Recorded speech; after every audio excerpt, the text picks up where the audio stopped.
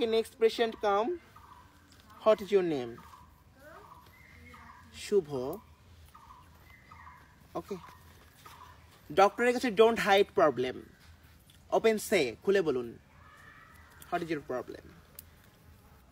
বিছনায় মুতেন, ও মাই গড, কত বছর ধরে?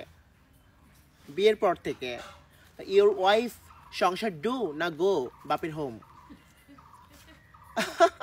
এখনো ডু সংসার, বউটা ভালো, নয়তো এই মুতনে বেটার লোকে কি ঘর করে? ও মাই গড। যাই হোক, সকালবেলা দাঁত ব্রাশ করবেন না 1 মাস। দুপুরে ঘোড়ার ডিম সেদ্ধ করে খাবেন 2টা। আর রাতে হচ্ছে তেলাপোকা ভাজি করবেন, ভাজি করে খাবেন।